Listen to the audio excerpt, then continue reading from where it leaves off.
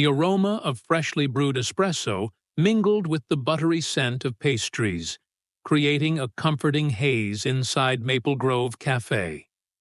The warm, inviting atmosphere stood in stark contrast to the gnawing anxiety that gripped Mara. Each tick of the wall clock felt like an eternity, amplifying the tension in her chest. Rent was due in 2 days, her phone bill was overdue, and tips that day had been abysmal. A few scattered coins and crumpled bills were all she had earned from patrons who barely acknowledged her existence. Mara wiped down the last table by the window, her movements mechanical, her mind a swirl of worries. The weight of her struggles pressed heavily on her shoulders, each moment a reminder of the precarious balance she was desperately trying to maintain. She pulled out her phone and checked the time. Just 1 more hour until the end of her shift. She could almost feel her bed calling her name, offering a brief escape from the relentless challenges of her life. Her manager, Elaine, glanced at her from behind the counter, her tired eyes filled with unspoken understanding. "Hang in there," her look seemed to say, but Mara was already too drained to respond. The bell above the door jingled, its sound slicing through the muted hum of the cafe. Mara straightened, forcing a tired smile onto her face. Another customer, another order, another few minutes closer to the end. A tall young man stepped into the cafe, his presence immediately commanding attention. He was dressed simply, a crisp shirt and slacks, but there was something about him that made the room feel smaller, quieter. Behind him, 2 men followed closely, their sharp eyes scanning the room with a vigilance that didn't belong in a place like this. Mara's heart skipped a beat. Security? Here? Her gaze flicked back to the young man who had chosen a seat in the far corner, his movements calm and deliberate. She hesitated for a moment before recognition dawned. It was Barron Trump, the son of the sitting president of the United States. Her breath caught in her throat. She had seen his face countless times in the news, the youngest member of the first family. But what was he doing here, in this unassuming little cafe? The thought made her pulse quicken. Still, professionalism overrode her nerves. She grabbed her order pad and approached his table, her steps measured, but her heart pounding in her chest. "Good afternoon," she said, her voice steady despite the whirlwind inside her. "Can I get you something to start?" Barron looked up, his striking features softened by a faint smile. "I'll just have a cappuccino and one of those croissants," he said, his tone polite and reserved. There was a warmth in his voice, an authenticity that caught Mara off guard. "Absolutely," she replied, jotting down the order. "Anything else?" "No, that's perfect.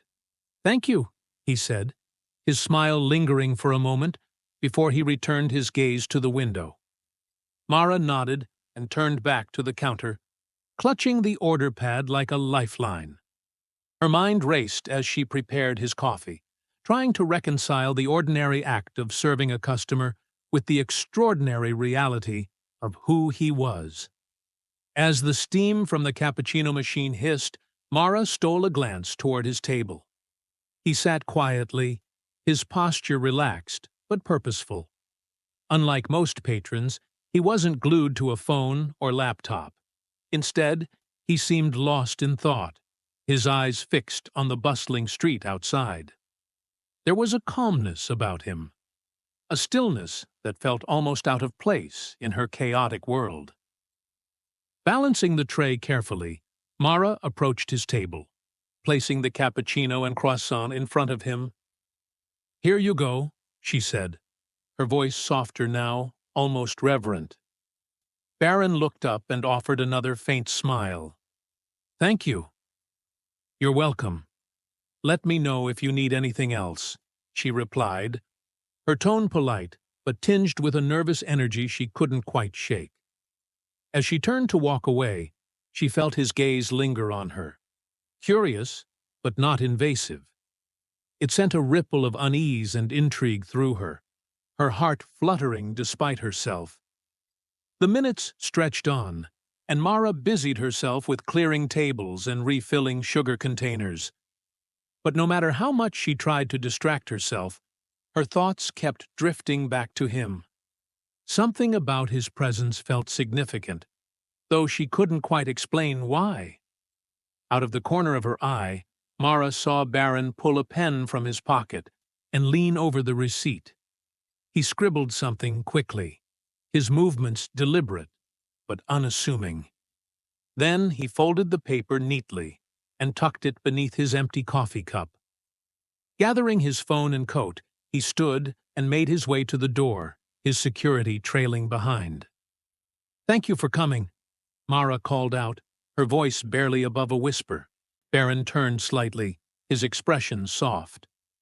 "Have a good day," he said, his words hanging in the air long after he had left. The bell above the door chimed, signaling his departure, and the cafe fell silent once more. Mara exhaled slowly, her chest tight with an emotion she couldn't name. She approached the table to clear it, her movements hesitant as if she were stepping into something sacred. The cappuccino cup sat empty, a faint residue of foam clinging to its rim. The croissant plate held only crumbs, and there it was, the receipt. She picked it up, the folded paper feeling heavier than it should. Unfolding it carefully, her breath caught in her throat.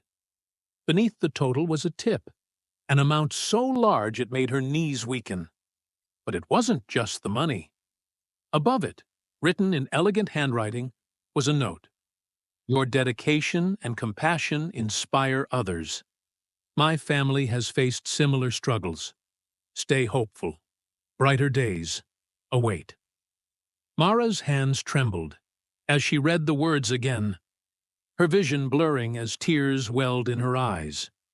She sank into the empty chair across from where he had sat, clutching the note like it was the most precious thing she had ever held.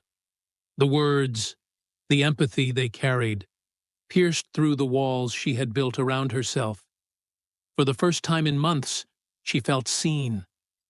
As the tears streamed down her face, the weight of her struggles momentarily lifted. But deep down, she knew this moment was far from over. Barron Trump's. The weight of Barron Trump's note lingered heavily in Mara's apron pocket, a quiet secret tucked against her heart. As she finished her shift and stepped into the chilly evening air, her thoughts swirled with emotions she couldn't quite untangle. Gratitude, disbelief, hope. They all collided within her, leaving her both buoyed and burdened by the unexpected moment of kindness. She boarded the bus home, her fingers brushing against the folded note as if to reassure herself it was still there. The hum of the engine and the chatter of other passengers faded into the background as her mind replayed the scene at the cafe. The way Barron had looked at her, not with pity, but with genuine empathy, stirred something deep within her, a feeling she hadn't allowed herself to experience in years: being seen. By the time Mara arrived at her small apartment, the world outside had slipped into darkness. The flickering fluorescent bulb in the hallway cast long, uneven shadows as she unlocked her door and stepped inside. Her mother's soft cough greeted her from the next room, a constant reminder of the fragile balance Mara fought so hard to maintain. "You're home," her mother said, her voice raspy but warm. "Yeah, Mom. Long day," Mara replied, setting her bag down and slipping off her shoes. She hesitated for a moment, the note burning a hole in her pocket. "Something happened today," she added quietly. Her mother looked up from her worn recliner, her tired eyes searching Mara's face. "Good or bad?" "Good," Mara said, her voice cracking slightly as she pulled the note from her pocket and unfolded it. "Really good." She handed the paper to her mother. watching as her expression shifted from curiosity to astonishment. "Mara, this is—" Her mother's voice trailed off, tears welling in her eyes. "Who would do something like this?" "Barron Trump," Mara replied, sitting down on the edge of the couch. "He came into the cafe today. Left this note and a tip that, well, it's enough to cover rent and then some." Her mother's hands trembled as she held the note, her thumb tracing the neatly written words. "People like him they don't usually notice people like us." "I know," Mara said, her voice barely above a whisper. "But he did. And I don't know why, Mom. I don't know why he saw me." The room fell silent, except for the rhythmic ticking of the wall clock. Mara's mother reached out and squeezed her hand, her grip frail but steady. "Sometimes kindness finds us when we need it most, even if we don't understand it." Mara nodded, blinking back tears. She slipped the note back into her pocket, its weight a comforting presence against her heart. But even as she prepared for bed that night, a nagging thought lingered in the back of her mind. This story wasn't over. Not yet. The next morning, Mara's phone buzzed incessantly on her nightstand, pulling her from a restless sleep. Groggily, she reached for it, her eyes squinting against the harsh glow of the screen. Dozens of notifications flooded her lock screen. Messages from co-workers, friends, and even strangers. "Did you see this? Mara, it's everywhere. You're on the news." Her stomach dropped as she opened the first message, a link to a news article. The headline read, "President's Son Leaves Waitress, Heartfelt Note and Generous Tip." Below it was a blurred photo of the receipt, the words she had held so close to her heart now on full display for the world to see. Mara's hands shook as she scrolled through the article, her mind racing. How had this gotten out? Who had shared it? Her chest tightened as she realized the deeply personal moment she had shared with Barron Trump was no longer just hers. It belonged to everyone now. Her phone buzzed again, another message lighting up the screen. This time, it was from her manager, Elaine. "Call me ASAP. Reporters are asking about you." Mara's hands trembled as she held her phone, rereading the message from Elaine. The idea of reporters asking about her felt surreal, like stepping into a dream that teetered on the edge of becoming a nightmare.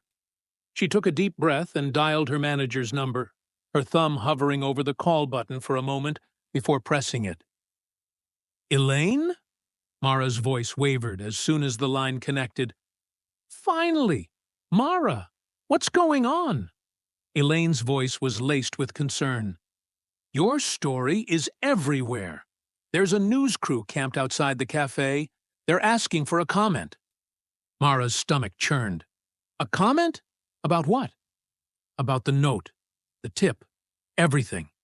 They want to know how you feel, what it means to you." Mara closed her eyes, her mind reeling. How could she explain something so personal to strangers? How could she put into words the flood of emotions Barron's gesture had unleashed within her? I don't know what to say," Mara admitted. "This wasn't supposed to happen. It was just a moment. A private moment." Elaine's voice softened. "I understand, Mara, but it's out there now. People are moved by your story. Maybe this is a chance to share something meaningful." Mara hesitated, the weight of Elaine's words pressing down on her. She thought of the note, tucked safely in her pocket, its words still echoing in her heart. She thought of the hope it had sparked, the reminder that even in her struggles, she wasn't invisible. "I'll think about it," Mara said finally. "But right now, I need to get through the day."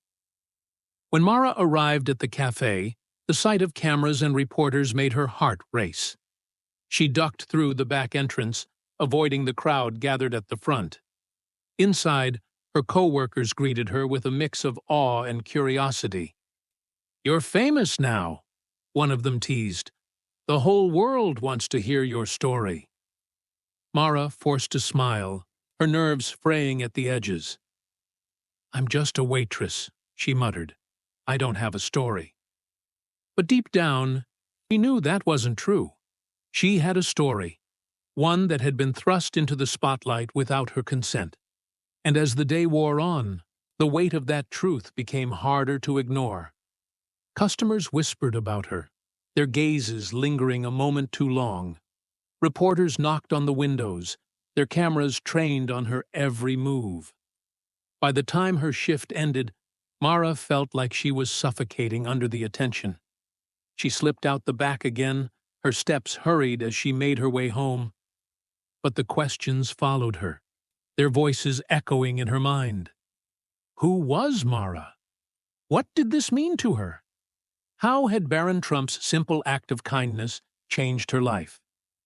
That night, as she lay in bed, Mara stared at the note once more. Its words felt heavier now, their meaning amplified by the world's gaze. She knew she couldn't stay silent forever. The story was no longer just hers. It had become something bigger, something that might offer hope to others. The next morning, Mara made a decision. She picked up her phone and dialed Elaine. "Tell them I'll do it," she said quietly. "I'll talk to the reporters." As soon as Elaine confirmed the interviews, Mara's anxiety surged. She wasn't just stepping into the spotlight. She was bearing a part of her soul to an audience far larger than she ever imagined. But deep within that anxiety lay an ember of determination. This wasn't just her story anymore. It was a testament to kindness, a ripple effect that could inspire countless others. In that moment, Mara resolved to carry the weight of her narrative, not as a burden, but as a beacon. The day of Mara's interview had arrived, and the weight of the moment felt almost unbearable. As she sat in the quiet of her small apartment that morning, the note lay before her on the table, its creases deep from being folded and unfolded so many times. The words, now etched into her memory, seemed to pulse with a life of their own. "Your dedication and compassion inspire others. My family has faced similar struggles. Stay hopeful. Brighter days await." Barron Trump's simple yet profound message had already changed her life in ways she never thought possible. Outside, the city bustled as it always did, but for Mara, the world felt different, charged with a strange mix of excitement and apprehension. Her mother, sitting in her recliner, gave her a reassuring smile. "You're going to be amazing," she said, her voice soft but steady. "Just speak from your heart. That's what people want to hear." Mara nodded, trying to absorb her mother's quiet strength. She grabbed the note, carefully tucking it into her bag. "I hope you're right," she replied, her voice barely above a whisper. When she arrived at the television studio, the scale of everything made her head spin. Bright lights, bustling staff, and the hum of cameras being adjusted. It was a world far removed from the cozy, unassuming walls of Maple Grove Cafe. A production assistant guided her to a quiet corner, where she could collect her thoughts. Mara clutched the note in her hand, its familiar texture grounding her amidst the chaos. "Mara, you're on in 5, a voice called out, jolting her from her thoughts. She took a deep breath, rising to her feet. This was it. There was no turning back now. As she walked onto the set, the host greeted her warmly, his presence calming in a way she hadn't expected. The audience, a mix of curious onlookers and empathetic strangers, clapped as she took her seat. "Thank you for being here, Mara," the host began. "Your story has captured the hearts of millions. How are you feeling?" Mara smiled nervously, her hands gripping the edge of the couch. "Honestly, it's overwhelming," she admitted. I never thought something as simple as a note would lead to all of this. The host leaned forward, his expression earnest. Let's start at the beginning. Tell us about that day. Mara recounted the moment with a mix of hesitation and wonder, her voice steady despite the storm of emotions inside her. She described the quiet lull of the cafe, the unexpected arrival of Barron Trump, and the kindness that radiated from his simple gesture. It wasn't just the tip, she said, her voice breaking slightly. It was the words he wrote. He didn't know me, didn't know what I was going through, but somehow he saw me. He reminded me that even in the hardest times, kindness exists, that someone cares. The host nodded, his eyes glistening. And those words, brighter days await. What did they mean to you in that moment? Mara hesitated, her gaze dropping to the note in her lap. They gave me hope, she said quietly. For the first time in months, I felt like things might actually get better, that I wasn't invisible. As the interview progressed, Mara opened up about her struggles, the late nights at the cafe, the mounting bills, the quiet sacrifices she made for her mother's health. The audience listened in rapt silence, many wiping away tears. When the host asked if she had a message for Barron, Mara looked directly into the camera. "Thank you," she said, her voice trembling but firm, "not just for the money, but for reminding me that even in the darkest times, there's light. You've changed my life in ways I can't even begin to describe." The room erupted in applause, the sound washing over Mara like a wave. She blinked back tears, her heart full. The days following the interview brought an outpouring of support Mara could never have anticipated. Letters, messages, and even small gifts arrived at the cafe and her apartment, each one carrying a story of someone touched by her journey. A local charity offered to cover her rent for a year, and a community fundraiser raised enough money to help with her mother's medical expenses. But the most unexpected surprise came a week later, in the form of a personal letter from Barron Trump. The envelope, embossed with the presidential seal, felt almost too surreal to touch. With trembling hands, Mara opened it and began to read. "Mara, I watched your interview, and I was deeply moved. Your courage and authenticity remind us all of the power of resilience and kindness. My family and I are inspired by you, and we want to ensure those brighter days I promised become your reality. Please consider this a small step toward that goal." Enclosed with the letter was a check, a staggering amount that left Mara breathless. It wasn't just generosity, it was a lifeline. In the weeks and months that followed, Mara's life transformed. She paid off her debts, secured better care for her mother, and even enrolled in a program to pursue her dream of becoming a social worker. She wanted to give back, to help others the way she had been helped. At Maple Grove Cafe, things also changed. Customers left notes of encouragement, tips became more generous, and Mara's story became a symbol of hope for everyone who walked through its doors. One evening, as she closed up the cafe, a young woman approached her. "You're Mara, right?" she asked, her voice shy but filled with admiration. "Your story, it saved me. I was going through a tough time, but hearing what you went through and how you found hope, it gave me the strength to keep going." Mara's eyes filled with tears as she hugged the stranger. In that moment, she realized her journey had come full circle. What had started as a quiet act of kindness had grown into something far greater, a ripple that reached countless lives. Standing beneath the warm glow of the cafe's lights, Mara looked up at the night sky, the stars shining brighter than she'd ever seen. For the first time in her life, she felt not just hopeful, but certain. Brighter days weren't just ahead. They were here.